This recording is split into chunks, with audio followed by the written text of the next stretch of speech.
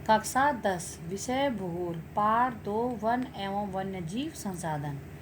अब इसमें वन से हम क्या समझते हैं? वन वो हैं वह स्थान जहाँ पर विभिन्न प्रकार के पेड़ पौधे प्राकृतिक रूप से उग जाते हैं। वह स्थान जहाँ पर विभिन्न प्रकार के पेड़ पौधे प्राकृतिक रूप से उग जाते हैं उसे वन कहते हैं। अब जो भारतीय वन है, ह्रास यानी कि उसका विनाश, उसका नाश कैसे हो रहा है? भारतीय वनों को तेजी से काटा जा रहा है, जिसमें भारत में वन क्षेत्र कम होता जा रहा है और वनों का ह्रास होता जा रहा है। भारत में प्रतिवर्ष 13 लाख हेक्टेयर भूमि के वन नष्ट हो रहे हैं। यहाँ वन विनाश के मध्य प्रदेश सबसे आगे, यहाँ 20 लाख हेक्टेयर क्षेत्र के वन नष्ट हुए हैं। महाराष्ट्र, उड़ीसा, आंध्र प्रदेश, जम्मू कश्मीर में प्रत्येक में 10 लाख हेक्टेयर तथा हिमाचल प्रदेश व राजस्थान में 5 लाख हेक्टेयर के वन नष्ट हो गए हैं। अब भारत में जो वनों का विनाश हो रहा है उसका निम्न कारण है। सबसे पहला कारण है भारत के वनों को साफ करके कृषि के लिए भूमि प्राप्त की जाती है।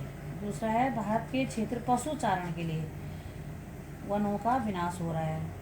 तीसरा है लकड़ी के उपयोग के लिए, अपने ऊर्जा प्राप्ति के लिए, जलाने के लिए लकड़ी के रूप के लिए वनों का विनाश हो रहा है। चौथा है वनों पर आधारित विद्युत घर यानी कि बिजली घर जो बनाए जाते हैं, वनों को बहुत बड़ी मात्रा में काटा जाता है, फिर वहाँ बिजली घर बनाए जाते हैं और जब बिजली लाइन लगाई जाती है उसमें भी अंधाधुंध पेड़ की कटाई होती है। बांधों के निर्माण के लिए, बांध जहाँ से जो परियोजनाएं कहते हैं जहाँ से हमें बिजली बनती है, वहाँ पे जंगलों को काटकर पानी को बहुत ज़्यादा मात्रा में बहाया जाता है। जलमग्न हो गए हैं, जलमग्न होने से ही हमें बिजली प्राप्त होती है। बांधों के निर्माण के कारण बहुत से वन क्षेत्र जलमग्न हो गए हैं। वनों को काटकर यातायात के लिए सड़कों और रेल मार्गों का निर्माण किया जाता है और जो वन है इसको काटकर ही हमें सड़कें बनी हैं, जो ये रेल मार्ग बनी है, ये वनों से काटकर बनाए गए हैं। वह स्थान की भूमि को, उपजाऊ भूमि जब खत्म हो जाती है तो दूसरी नई भूमि के लिए भी वनों को काटा जाता है, जिससे कि नई भूमि उपजाऊ भूमि मानी जाती है।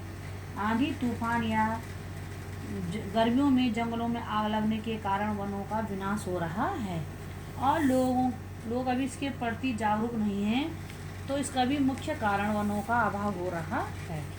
अब दूसरा है वनों के ह्रास का प्रभाव, यानी कि वनों के विनाश के जब हो रहे हैं तो हम पे उसका क्या प्रभाव पड़ रहा है?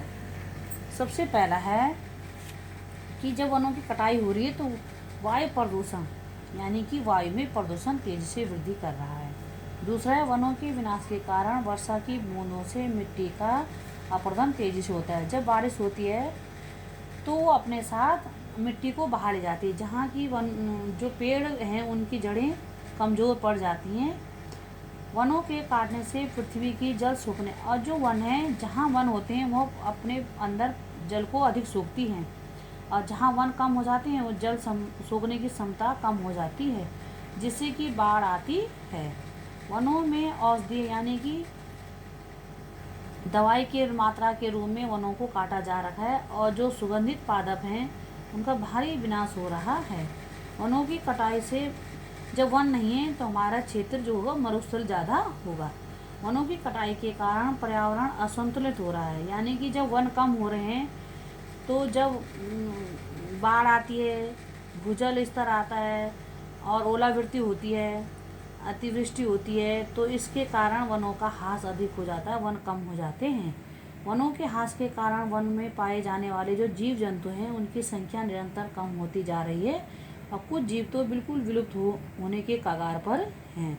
वनों के विनाश से हरित गृह कहते हैं ग्रीन हाउस को, उसका प्रभाव में वृद्धि हो रही है। आज मैं आपको यहीं तक पढ़ाऊँगी और आपको ये याद करने हैं।